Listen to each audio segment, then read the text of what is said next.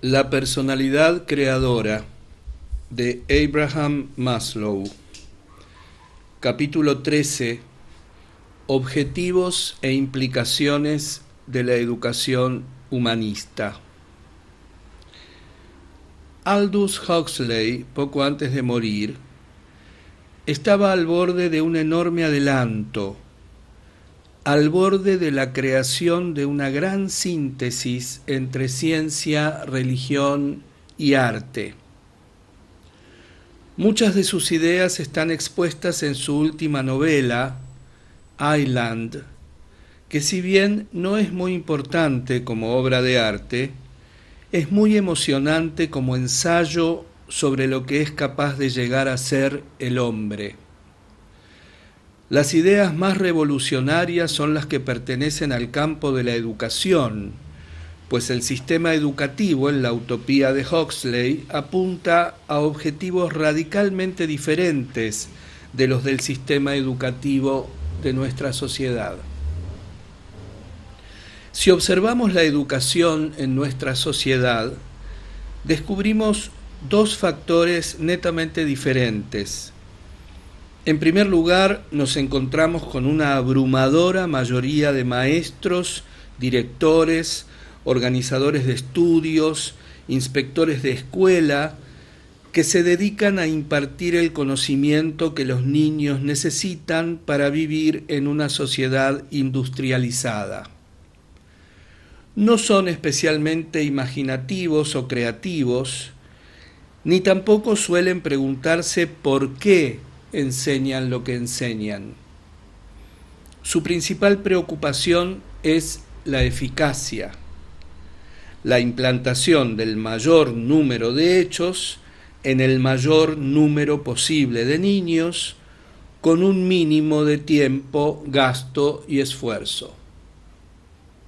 Por otro lado, está la minoría de profesores de orientación humanista cuyo objetivo es la creación de seres humanos mejores o, en términos psicológicos, autorrealizados y autotrascendentes.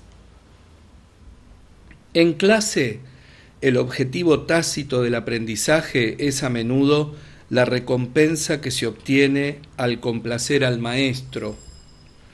Los niños, en una clase normal, enseguida aprenden que la creatividad se castiga, pero que se recompensa la repetición de una respuesta memorizada, y por lo tanto se concentran más en lo que el maestro quiere que digan que en la comprensión del problema. Puesto que el aprendizaje escolar se centra en el comportamiento y no en el pensamiento, el niño aprende exactamente cómo tiene que comportarse, mientras que sus pensamientos los guarda para sí.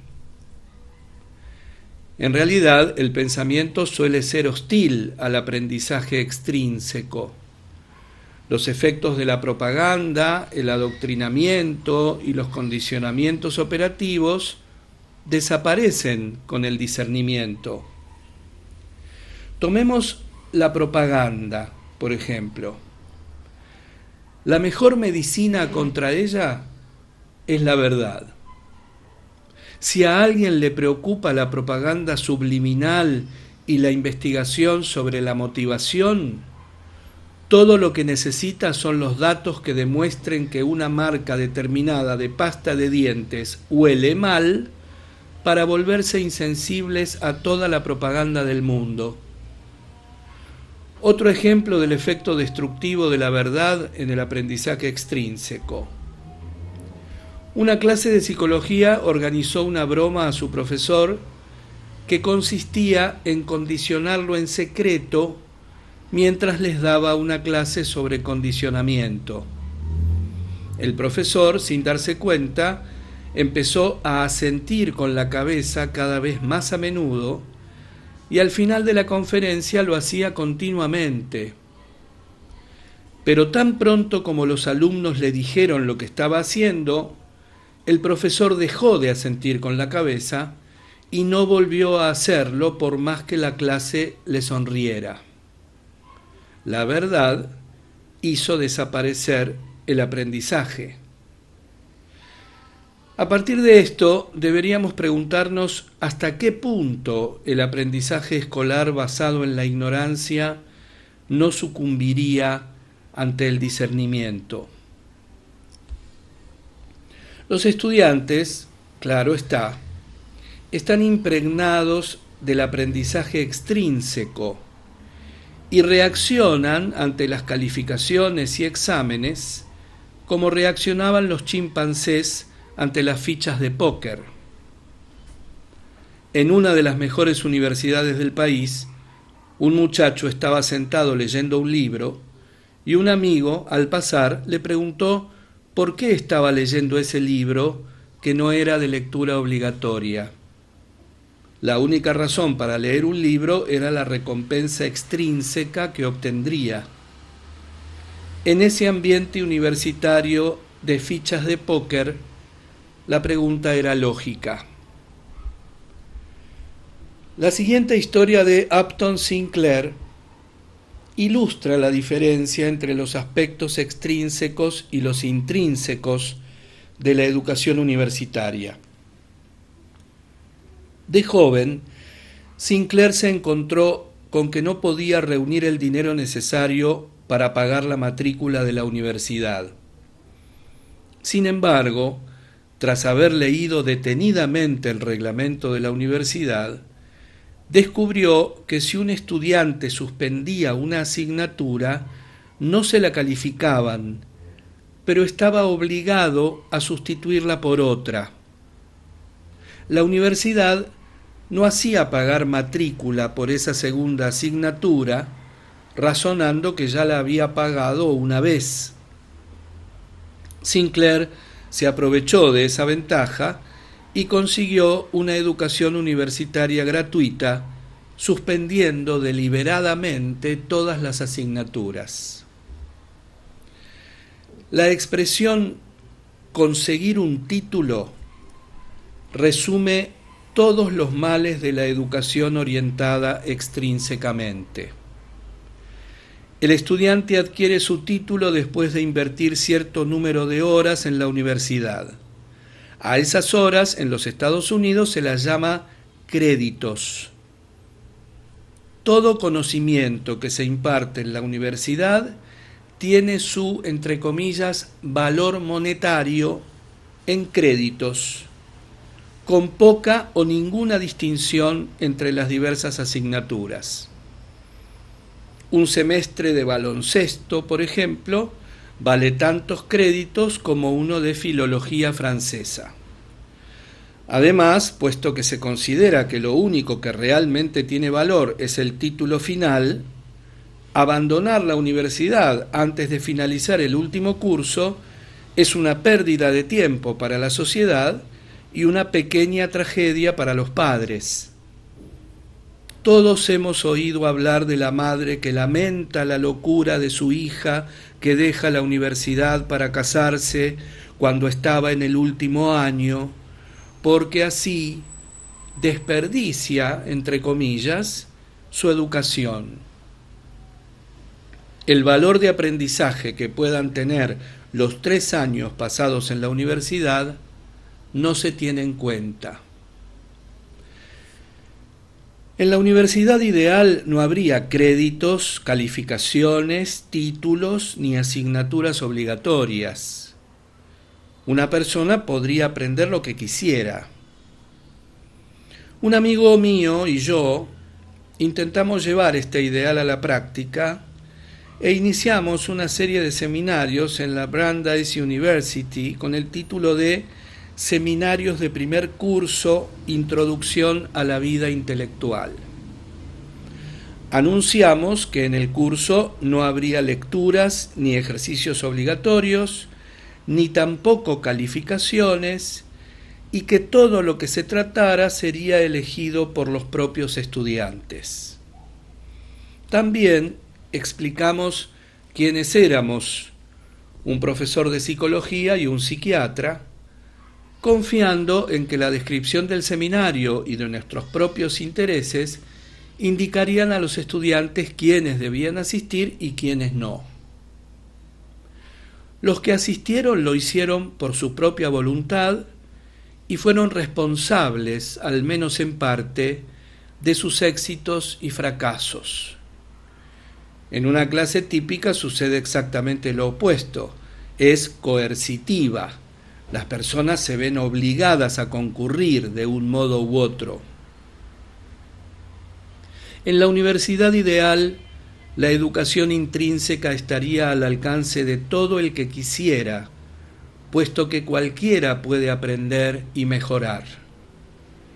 El cuerpo estudiantil podría incluir tanto niños creativos e inteligentes como adultos, tanto subnormales como genios, pues incluso los subnormales pueden aprender espiritual y emocionalmente. La universidad estaría en todas partes, es decir, no se limitaría a ciertos edificios y horarios, y los profesores serían todos los seres humanos que tuvieran algo que quisieran compartir con los demás. La universidad duraría toda la vida, pues el aprendizaje puede darse a lo largo de toda la vida. Incluso morir puede constituir una experiencia filosóficamente esclarecedora y altamente educativa. La universidad ideal sería una especie de retiro educacional donde intentar encontrarse a uno mismo, descubrir lo que nos gusta y queremos, para qué somos buenos y para qué no. La gente exigiría diversas asignaturas y seminarios sin estar seguros de hacia dónde se encaminan, pero tratando de descubrir su vocación y, una vez encontrada, entonces podrían recurrir a la educación tecnológica. Así pues, los objetivos principales de la universidad ideal serían el descubrimiento de la identidad y con ella la de la vocación. ¿Qué significa descubrir la propia identidad? Significa hallar cuáles son nuestros verdaderos deseos y características y ser capaces de vivir de un modo que los exprese. Aprender a ser auténticos, sinceros en el sentido de permitir que nuestra conducta y nuestro lenguaje sean una expresión espontánea y verdadera de nuestros sentimientos. La mayoría de nosotros hemos aprendido a soslayar la autenticidad. Podemos estar en medio de una pelea totalmente enfurecidos, pero si suena el teléfono respondemos con un hola encantador. La autenticidad es la reducción de la falsedad hacia el punto cero. Hay muchas técnicas para enseñar a ser auténticos. El grupo terapéutico es un esfuerzo para que tomemos conciencia de quiénes somos en realidad, de cómo reaccionamos ante los demás, al darnos la oportunidad de ser sinceros y decir lo que realmente sucede en nuestro interior, en lugar de presentar fachadas y evasiones corteses. Las personas que describimos como sanas, fuertes y definidas parecen ser capaces de escuchar las voces de sus sentimientos con más claridad que la mayoría de las personas. Saben lo que quieren y saben con igual claridad lo que no quieren. Sus preferencias íntimas les dicen que este color no armoniza con aquel otro, que no quieren ropa de lana porque les pica, o que no les gusta tener relaciones sexuales superficiales. Otros, en cambio, parecen vacíos, fuera de todo contacto con sus propias señales internas. Comen, defecan y van a dormir siguiendo las señales del reloj más que las de su propio cuerpo. Recurren a criterios externos para todo, desde la elección de lo que comen, es bueno para ti, y la ropa, está de moda, hasta cuestiones de ética y valores. Mi padre me lo dijo. Somos excelentes cuando se trata de hacer que nuestros hijos se confundan con sus voces internas. Un niño puede decir, no quiero leche, y su madre le contesta, vamos, si tú sabes que la quieres. O bien él dice, no me gustan las espinacas, y ella replica, nos encantan las espinacas. Un aspecto muy importante del autoconocimiento es la capacidad de escuchar con claridad las señales internas. Y la madre no está ayudando a su hijo cuando le confunde lo que él percibe con claridad. Sería igualmente fácil que le dijera, ya sé que no te gustan las espinacas, pero tienes que comértelas por tal y cual razón. Las personas dotadas de sentido estético parecen tener voces impulsivas más claras que la mayoría de la gente sobre cuestiones de colores, relaciones entre aspectos, adecuación de diseños, etc. Quienes tienen un alto cociente intelectual parecen tener voces impulsivas con parecida fuerza para la percepción de la verdad, para distinguir una relación verdadera de otra falsa, de la misma manera que las personas estéticamente dotadas parecen capaces de ver que tal corbata va bien con tal chaqueta, pero no con aquella otra. Actualmente se está investigando mucho la relación entre creatividad y alto cociente intelectual en los niños. Los niños creativos parecen ser los que tienen voces impulsivas fuertes que les indican lo que está bien y lo que está mal. Los niños no creativos con alto cociente intelectual parecen haber perdido sus voces impulsivas y se vuelven sumisos, de modo que buscan orientación e inspiración en sus padres o maestros. Las personas sanas también parecen tener voces impulsivas claras referentes a cuestiones éticas y de valor. Las personas autorrealizadoras han trascendido en gran medida los valores de su cultura. No son tanto norteamericanos como ciudadanos del mundo, miembros de la especie humana, sobre todo y ante todo. Son capaces de contemplar su propia sociedad objetivamente, aprobando ciertos aspectos y desaprobando otros. Si uno de los objetivos fundamentales de la educación es la autorrealización, entonces la educación debe ayudar a la gente a trascender el condicionamiento impuesto por su propia cultura y a convertirse en ciudadanos del mundo. Surge aquí la cuestión técnica de cómo capacitar a la gente para que supere su culturización. ¿Cómo se despierta el sentido de hermandad universal en un niño, de modo que cuando sea adulto odie la guerra y haga todo lo que pueda para evitarla?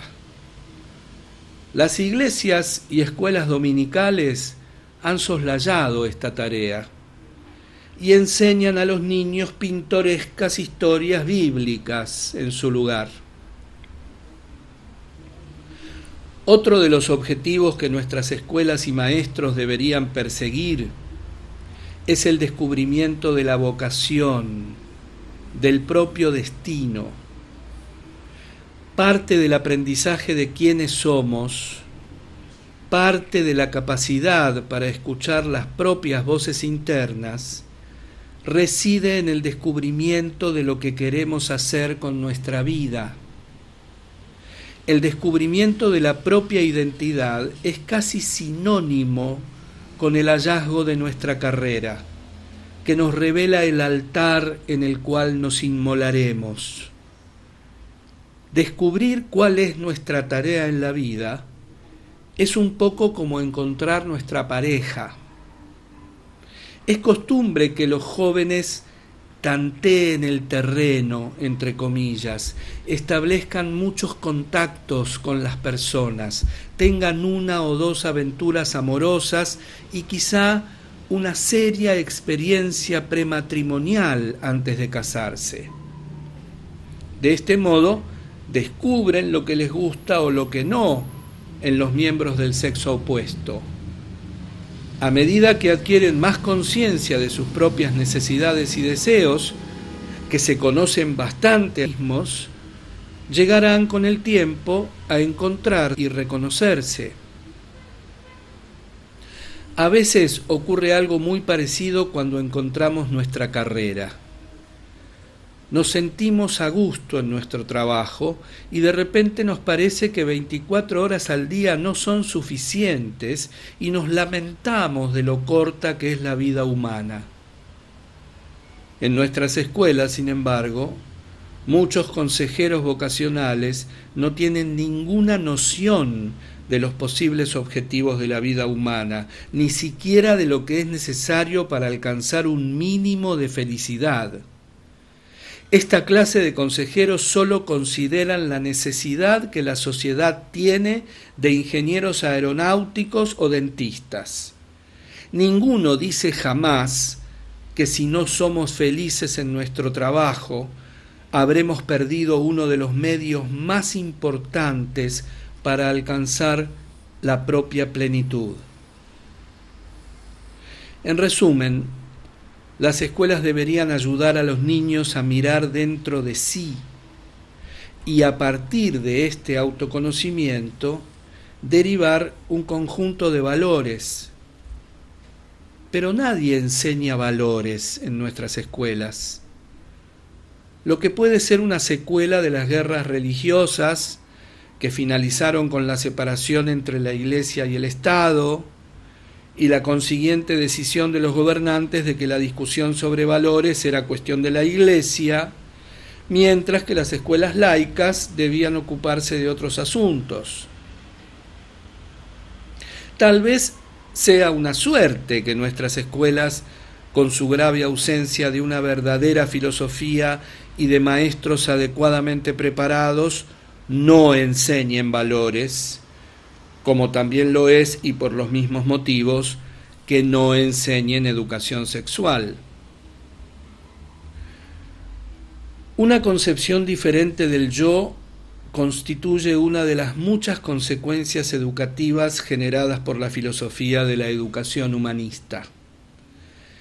Esta concepción es muy compleja, difícil de describir en pocas palabras, porque habla, por primera vez en siglos, de una naturaleza intrínseca, de una esencia, de pertenencia a la especie o de naturaleza animal. Todo esto contrasta tajantemente con los existencialistas europeos, muy especialmente con Sartre, para quien el hombre es enteramente su propio proyecto, entera y simplemente un producto de su propia voluntad, arbitraria y exclusiva.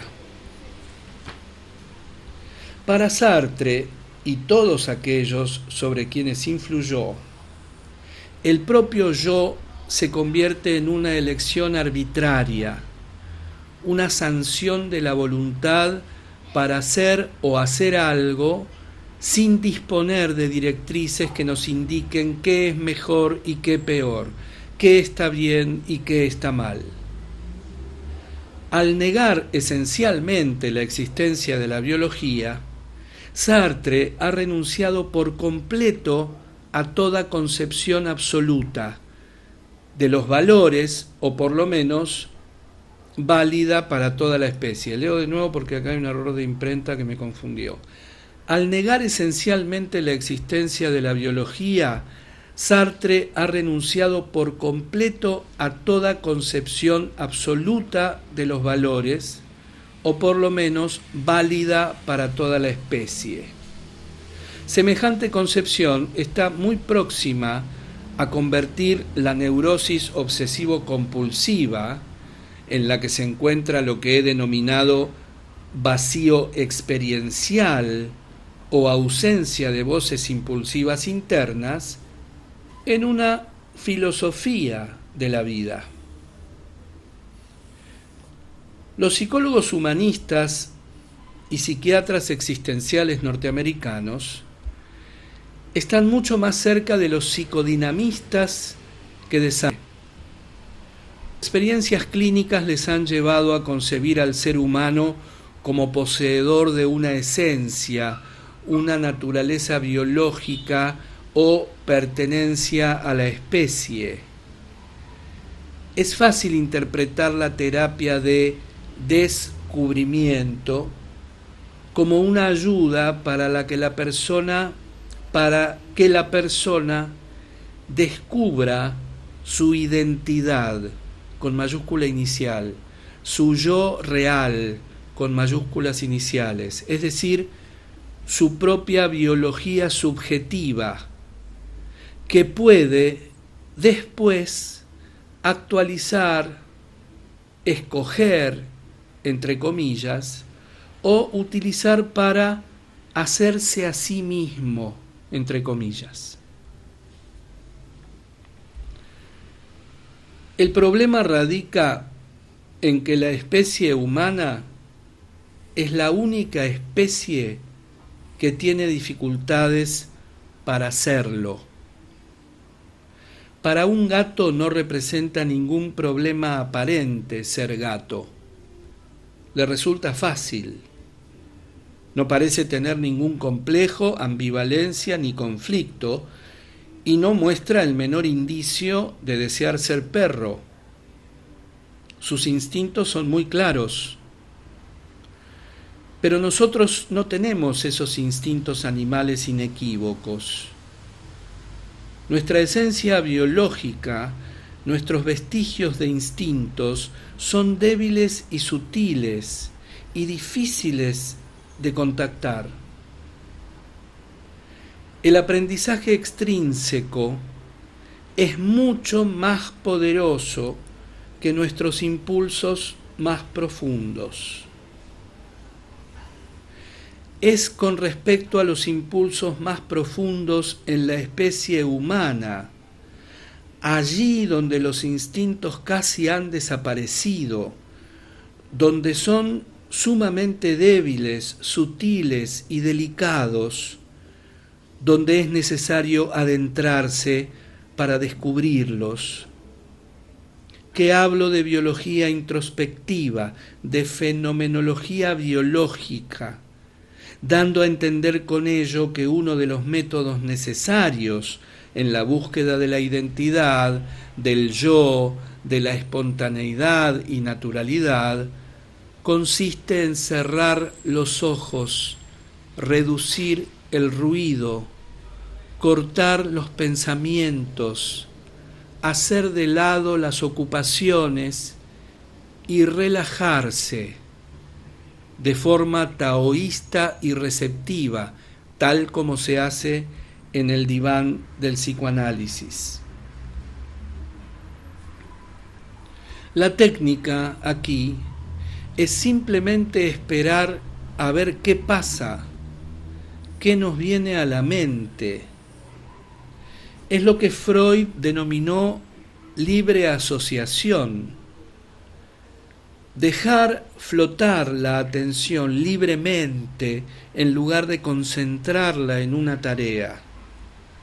Y si tenemos éxito en este empeño y aprendemos a lograrlo, podemos olvidar el mundo externo y sus ruidos y empezar a oír en nuestro interior esas voces impulsivas, tenues y delicadas, las señales de nuestra naturaleza animal, no sólo las que pertenecen a nuestra naturaleza común como especie, sino también las de nuestra propia peculiaridad. Con todo, nos encontramos ante una interesante paradoja. Por un lado, me he referido al develamiento o descubrimiento de nuestra idiosincrasia, del modo en que somos diferentes del resto del mundo. Pero por otro lado, he hablado del descubrimiento de nuestra humanidad y pertenencia a la especie. Como lo expresó Carl Rogers, abre comillas, ¿cómo es posible que cuanto más nos adentramos en nuestra particularidad y unicidad en busca de nuestra identidad individual, más nos encontramos con toda la especie humana? Cierra comillas. ¿No hace pensar esto en Ralph Waldo Emerson y los trascendentalistas de Nueva Inglaterra? El descubrimiento de la pertenencia a la especie a un nivel profundo se fusiona con el descubrimiento de la identidad. Llegar a ser, aprender a ser plenamente humanos, significa llevar adelante simultáneamente ambas empresas. Aprendemos, experienciamos subjetivamente cuál es nuestra peculiaridad, cómo somos, cuáles son nuestras potencialidades, cuál es nuestro estilo, nuestro ritmo, nuestros gustos, valores y preferencias, en qué dirección va nuestro cuerpo o hacia dónde nos conduce nuestra biología personal. Aprendemos, en suma, en qué nos diferenciamos de los demás, lo que al mismo tiempo supone aprender qué significa ser un animal humano como los demás, es decir, en qué nos parecemos a los demás. Uno de los objetivos de la educación debe ser enseñar que la vida es preciosa. Si no hubiera gozo en la vida, no valdría la pena vivirla. Por desgracia, mucha gente no conoce el gozo, esos escasos momentos de total afirmación de la vida que llamamos experiencias cumbre. Fromm escribió que quienes tienen deseos de vida pasan a menudo por momentos de gozo, mientras que quienes tienen deseos de muerte nunca parecen vivir momentos de gozo y su apego a la vida es muy débil. Estos últimos corren toda clase de riesgos estúpidos, como si desearan que un accidente les ahorrara la molestia de suicidarse. En condiciones adversas, como en campos de concentración, los que valoraban cada instante de su vida como precioso, lucharon por mantenerse vivos, mientras que los otros se dejaban morir sin resistencia. Estamos empezando a descubrir, gracias a instituciones como Synanon, que los toxicómanos, que están matando una parte de sí mismos, dejarán fácilmente de drogarse si se les ofrece en cambio algún significado para la vida. Los psicólogos describen a los alcohólicos como seres fundamentalmente deprimidos, básicamente aburridos de la vida, que describen su existencia como una llanura sin accidentes.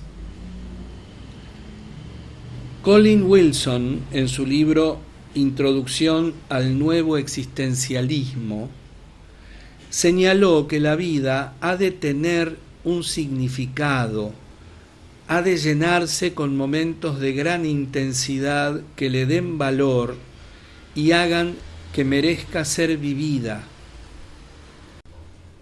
De no ser así, el deseo de morir tiene sentido, pues ¿quién va a querer aguantar un dolor o un aburrimiento sin fin? Sabemos que los niños pueden tener experiencias cumbre que ocurren con frecuencia en la niñez. También sabemos que el actual sistema educativo es un instrumento eficacísimo para aplastar las experiencias cumbre e impedir su posibilidad. El maestro que respeta el modo de ser del niño, que no teme dejar que los niños disfruten, es una verdadera excepción en las escuelas.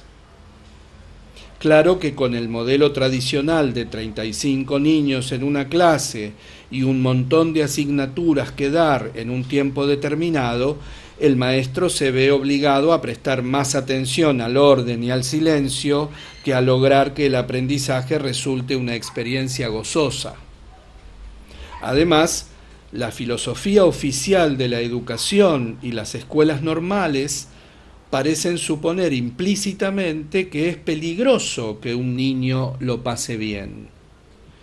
Pero incluso las difíciles tareas de aprender a leer, restar y multiplicar, que son necesarias en una sociedad industrializada, pueden convertirse en una experiencia alegre.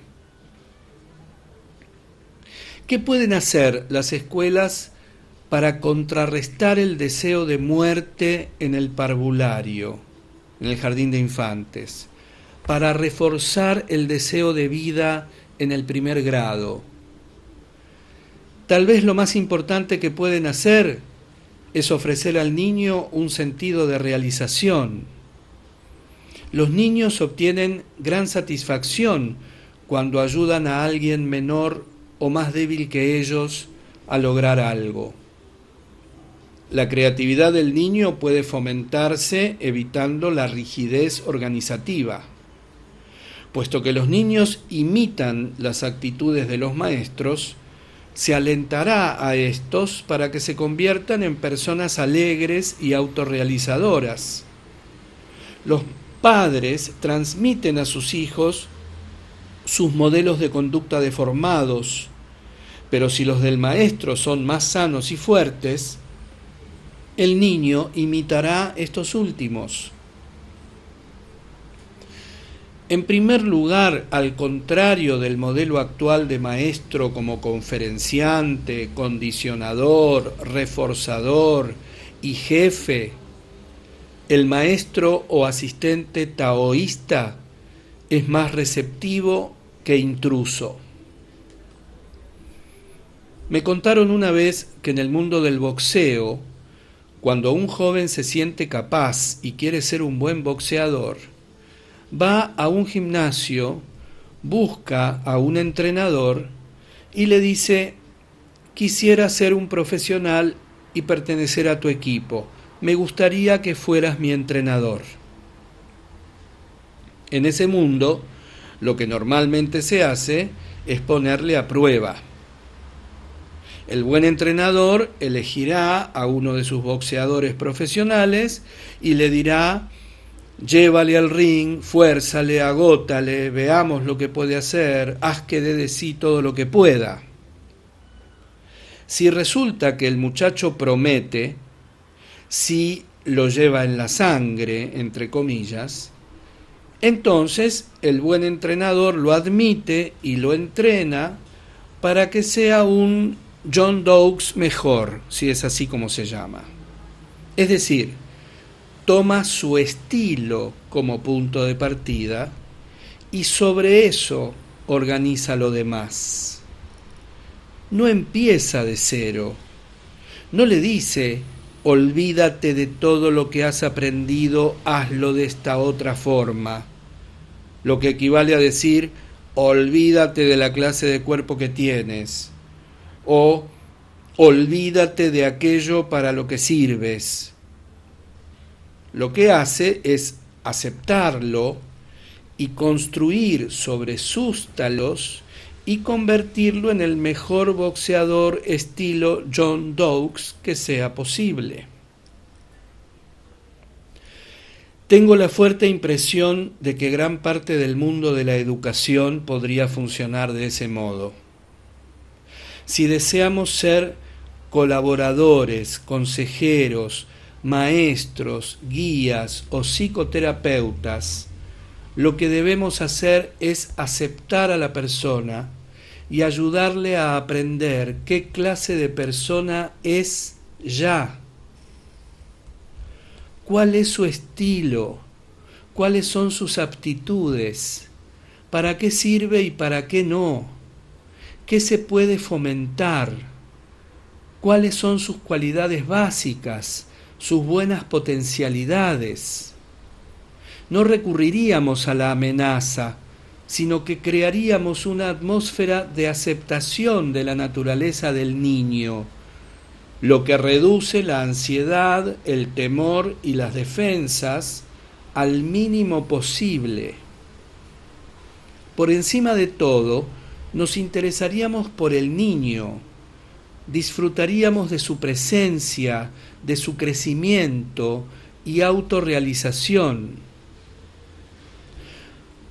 Todo esto se asemeja mucho a la terapia rogeriana, con su aceptación incondicionalmente positiva, su congruencia, su apertura y preocupación.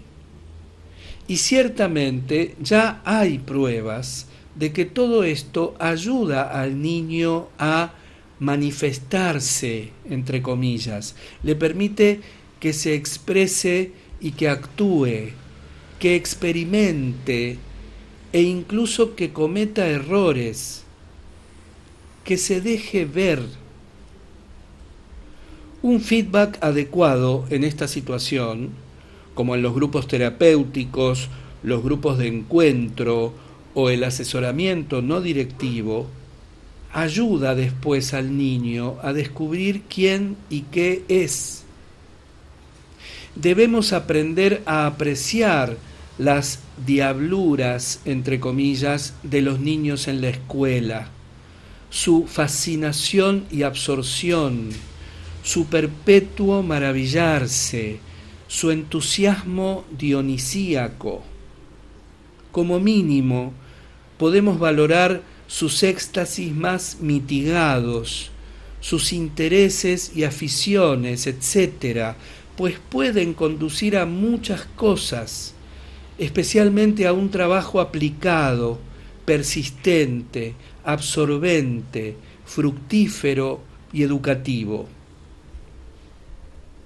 A la inversa, creo que es posible concebir la experiencia cumbre, la experiencia de sobrecogimiento, misterio, asombro o perfecta consumación, como objetivo y recompensa del aprendizaje, como su fin, al igual que su principio.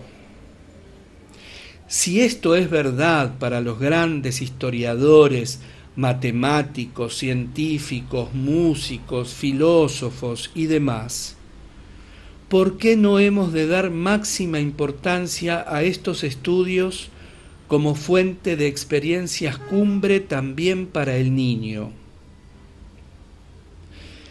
Debo aclarar que todo el escaso conocimiento y experiencia de que dispongo para respaldar estas sugerencias proviene de niños inteligentes y creativos, más bien que de los retrasados, subprivilegiados o enfermos.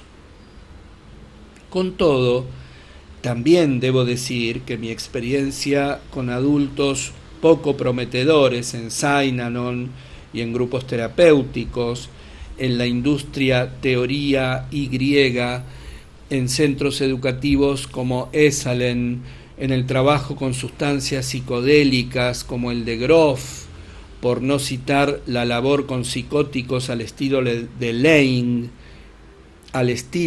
Lane y otros experimentos semejantes, me ha enseñado a no rechazar a nadie de antemano. Otro objetivo importante de la educación intrínseca es procurar que las necesidades psicológicas básicas del niño estén satisfechas. Un niño no puede alcanzar la autorrealización mientras todas sus necesidades de seguridad, pertenencia, dignidad, amor, respeto y estima no estén satisfechas. En términos psicológicos, el niño no tiene ansiedad porque se siente digno de amor y sabe que pertenece al mundo, que alguien lo respeta y lo quiere. La mayoría de los toxicómanos que recurren a Synanon han llevado una vida casi totalmente carente de tales gratificaciones. Synanon crea una atmósfera donde se les trata como si tuvieran 4 años y que gradualmente les permite crecer en un ambiente que les permite satisfacer una por una sus necesidades fundamentales. Otro objetivo de la educación es refrescar la conciencia, de modo que constantemente tengamos conciencia de la belleza y el prodigio de la vida. En esta cultura nos insensibilizamos con demasiada frecuencia, de modo que nunca vemos realmente lo que miramos, ni oímos lo que escuchamos. Laura Huxley tenía un cubito hecho de lentes de aumento. Dentro se podía poner una pequeña flor y contemplarla iluminada por unas luces desde los lados del cubo. Pasado un rato, el observador estaba completamente absorto y llegaba a tener una experiencia psicodélica que consiste en la visión de la absoluta particularidad de una cosa y el milagro de su existencia. Un buen truco para vivificar la cualidad de la experiencia cotidiana consiste en imaginar que vamos a morir o que la persona con la que estamos va a morir.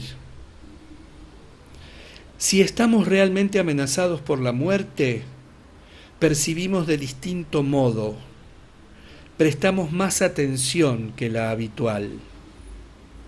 Si sabemos que una persona concreta va a morir, la vemos de forma más intensa y personal, sin aplicarle la caracterización desaprensiva, típica de gran parte de nuestra experiencia.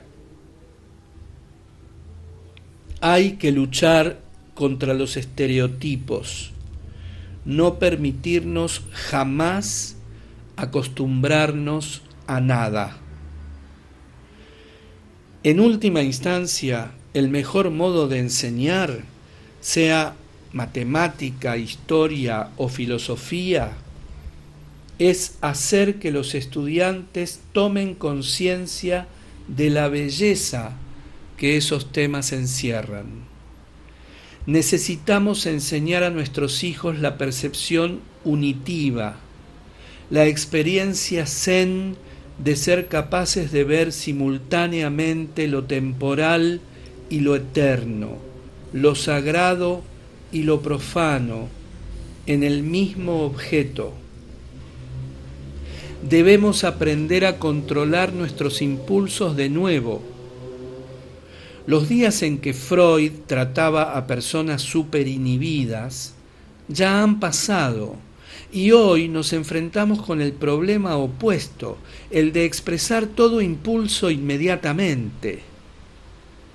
Es posible enseñar a la gente que los controles no son necesariamente represivos. Las personas autorrealizadas disponen de un sistema de control apolíneo en el cual control y gratificación colaboran para que la gratificación sea más placentera. Esas personas saben, por ejemplo, que es más agradable comer en una mesa bien puesta, con una comida bien preparada, aunque disponer todo eso requiera mayor control. Algo semejante ocurre con la vida sexual. Una de las tareas de la verdadera educación consiste en trascender los pseudo problemas y enfrentar los graves problemas existenciales de la vida. Todos los problemas neuróticos son pseudo problemas. Los problemas del mal y del sufrimiento, sin embargo, son reales y todo el mundo debe afrontarlos tarde o temprano. ¿Es posible alcanzar una experiencia cumbre mediante el sufrimiento? Hemos descubierto que las experiencias cumbre contienen dos componentes, uno emocional, de éxtasis, y uno intelectual, de iluminación. No es necesario que ambos estén presentes simultáneamente. El orgasmo sexual, por ejemplo, puede ser muy satisfactorio emocionalmente, pero no iluminar en ningún sentido a la persona. En una confrontación con el dolor y la muerte puede darse una iluminación no extática, como señaló Margarita Lasky en su libro Éxtasis. En la actualidad tenemos una amplia bibliografía sobre la psicología de la muerte que evidencia que algunas personas, al aproximarse a la muerte, tienen vivencias de iluminación y clarividencia filosófica. Huxley, en su libro Island, ilustra cómo una persona puede morir en un estado de reconciliación y aceptación, en lugar de ser arrastrado fuera de esta vida de un modo indigno. Otro aspecto de la educación intrínseca es aprender a elegir bien. Uno mismo puede enseñarse a elegir. Siéntate ante dos vasos de Jerez, uno barato y otro caro, a ver cuál de los dos te gusta más. Intenta comprobar si puedes diferenciar entre dos marcas de cigarrillos con los ojos cerrados. Si no puedes, es que no hay diferencia. Personalmente comprobé que podía diferenciar entre un buen Jerez y uno barato, así que ahora compro Jerez caro. Pero con la ginebra no pude distinguir entre una buena y otra barata, de modo que compro la más barata. Si no noto la diferencia, ¿por qué molestarme? ¿Qué queremos decir realmente con autorrealización? ¿Cuáles son las características psicológicas que esperamos generar en nuestro sistema educativo ideal? La persona autorrealizada vive en un estado de buena salud psicológica. Sus necesidades básicas están satisfechas. ¿Qué le motiva, pues, a convertirse en una persona ocupada y capaz? Para empezar, las personas autorrealizadas tienen una causa en la que creen, una vocación a la que se entregan. Cuando hablan de su trabajo, entre comillas, se refieren a su misión en la vida. Si preguntan a un abogado autorrealizado por qué decidió practicar la abogacía, qué compensación obtiene de toda esa rutina y trivialidades, nos responderá algo como: Bien, simplemente me indigno cuando veo que alguien se aprovecha de otra persona. No es justo. La justicia representa para él un valor fundamental. No podrá explicarnos por qué valora la justicia, al igual que un artista no podrá decirnos por qué valora la belleza.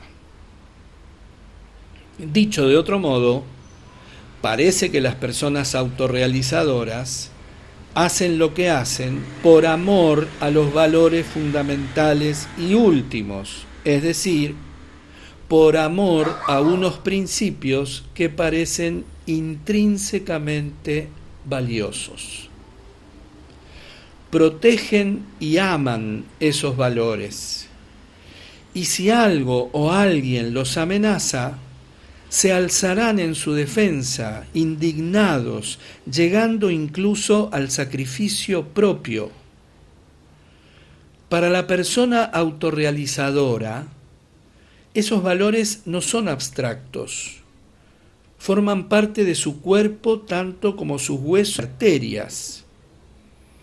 Lo que motiva a las personas autorrealizadoras son las verdades eternas, los valores del ser, la pura verdad y la belleza en la perfección.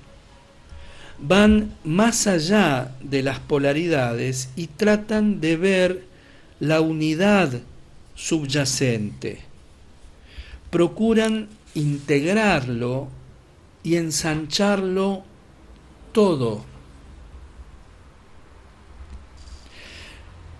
La cuestión siguiente es si estos valores son instintoides, inherentes al organismo, tal como la necesidad de amor o de vitamina D es inherente al organismo. Si eliminamos la vitamina D de nuestro régimen alimenticio, enfermaremos. Decimos que el amor es una necesidad por la misma razón. Si privamos a un niño de todo amor, podemos matarlo. Los que trabajan en un hospital saben que los bebés que no son amados pueden morir de un resfrío. ¿Necesitamos la verdad en este mismo sentido? Encuentro que si se me priva de la verdad, caigo en una especie de enfermedad peculiar. Me vuelvo paranoico, desconfío de todo el mundo y trato de ver lo que hay por detrás de todo en busca de significados ocultos. Esta especie de desconfianza crónica es ciertamente una enfermedad psicológica.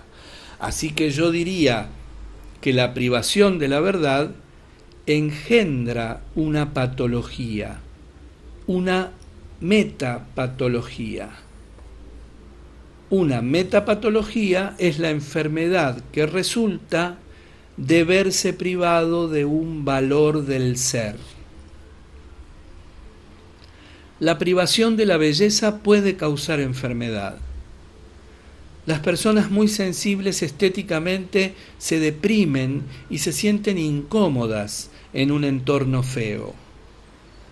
Probablemente les afecte la menstruación, les dé dolores de cabeza, etc. Llevé a cabo una serie de experimentos sobre entornos bellos y feos para demostrar mi punto de vista. Cuando se pedía un juicio sobre rostros fotografiados a sujetos instalados en una habitación fea, los veían como psicóticos, paranoides o peligrosos, lo que indica que los rostros, y presumiblemente los seres humanos, tienen mal aspecto en un entorno feo. ¿Hasta qué punto nos afecta la fealdad? Depende de nuestra sensibilidad y de la facilidad con que podamos apartar la atención de los estímulos desagradables. Si llevamos la idea un poco más lejos, podremos afirmar que vivir en un entorno desagradable con personas repugnantes constituye una fuerza patológica. Si en cambio escogemos personas decentes y hermosas para estar con ellas, descubriremos que nos sentimos mejor y más edificados. La justicia es otro valor del ser, y la historia nos ha ofrecido innumerables ejemplos de lo que sucede cuando las personas viven durante largo tiempo sin justicia. En Haití, por ejemplo, la gente aprende a desconfiar de todo, a ser cínico con los demás seres humanos, a creer que por detrás de todo hay corrupción y podredumbre. El estado metapatológico de inutilidad me interesa mucho. He conocido muchos jóvenes que satisfacen todos los criterios de autorrealización. Sus necesidades básicas están satisfechas, usan bien todas sus capacidades y no muestran ningún síntoma psicológico obvio. A pesar de ello, se sienten perturbados y trastornados. Desconfían de todos los valores B, de todos los valores que defienden los mayores de 30 años, y consideran que palabras tales como verdad, bondad y amor son clichés vacíos. Han perdido incluso la fe en su capacidad de hacer un mundo mejor, de modo que todo lo que les cabe hacer es protestar en un sentido destructivo y carente de significado. Si no damos ningún valor a la vida, tal vez no seamos neuróticos, pero padecemos una enfermedad espiritual y cognoscitiva, puesto que hasta cierto punto nuestra relación con la realidad está deformada y alterada. Si los valores B son tan necesarios como las vitaminas y el amor, y si su ausencia puede enfermarnos, entonces la vida religiosa, platónica o espiritual que tanto se ha debatido a lo largo de los siglos parece constituir un aspecto básico de la naturaleza humana. El hombre es una jerarquía de necesidades, con las necesidades biológicas en la base de la jerarquía y las espirituales en la cima. Pero, a diferencia de las necesidades biológicas, los valores B no son jerárquicos en sí mismos. Un valor es tan importante como otro, y cada uno puede definirse en función de todos los demás. La verdad, por ejemplo, ha de ser completa, estética, comprensiva y, por extraño que parezca, ha de ser divertida en el sentido en que lo era para las divinidades olímpicas. La belleza ha de ser verdadera, buena, comprensiva, etc. Ahora bien, si todos los valores B son definibles los unos por los otros, sabemos por el análisis factorial que hay un factor general subyacente en todos ellos, un factor G, para utilizar el término estadístico. Los valores B no forman grupos separados, sino que más bien son distintas facetas de una misma realidad. Tanto el científico que se dedica a la búsqueda de la verdad como el abogado que persigue la justicia se entregan a la misma realidad. Cada uno de ellos ha encontrado que la faceta del valor general que más se adecua a su forma de ser es la que utiliza en su trabajo. Un aspecto interesante de los valores B es que trascienden muchas dicotomías tradicionales, como egoísmo y altruismo, cuerpo y espíritu, religioso y secular. Si trabajamos en algo que amamos y nos dedicamos al valor que más estimamos, somos tan egoístas como es posible y sin embargo también somos generosos y altruistas. Si hemos introyectado la verdad como un valor, de modo que forme parte de nosotros tanto como nuestra sangre, entonces, si se dice una mentira en cualquier parte del mundo, nos va a doler descubrirlo.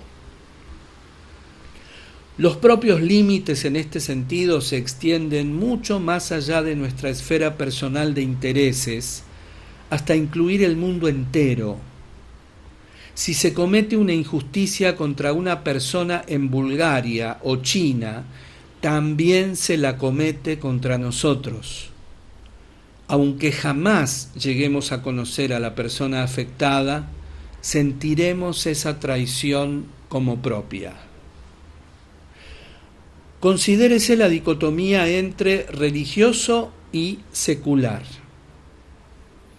La religión que se me enseñó de niño parecía tan grotesca que abandoné todo interés por ella y no sentí ningún deseo de encontrar a Dios, entre comillas.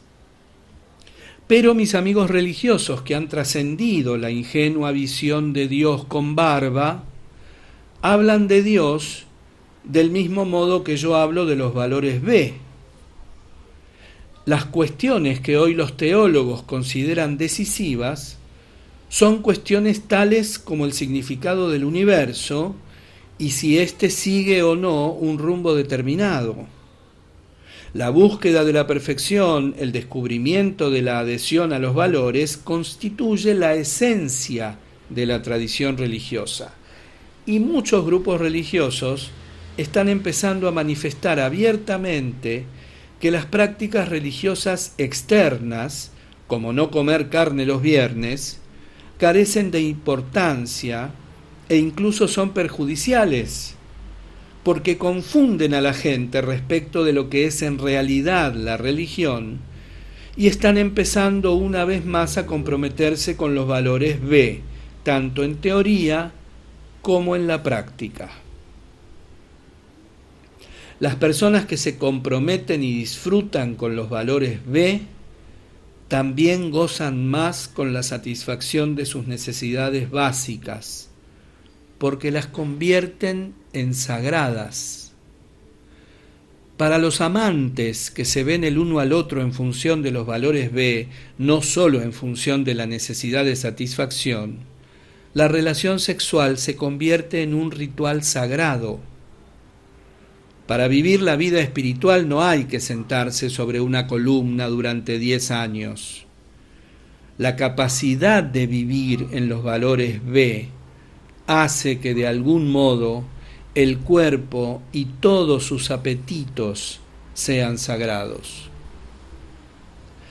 Si aceptáramos como objetivo educativo fundamental la toma de conciencia y satisfacción de los valores B, lo que es simplemente otro aspecto de la autorrealización, florecería una civilización nueva. Las personas serían más fuertes, más sanas y más responsables de su propia vida. Con el incremento de la responsabilidad personal por la propia vida y con un conjunto racional de valores que la guíe en su elección, la gente empezaría a tomar parte activa en el intento de cambiar la sociedad en que vive. La progresión hacia la salud psicológica significa también la progresión hacia la paz espiritual y la armonía social.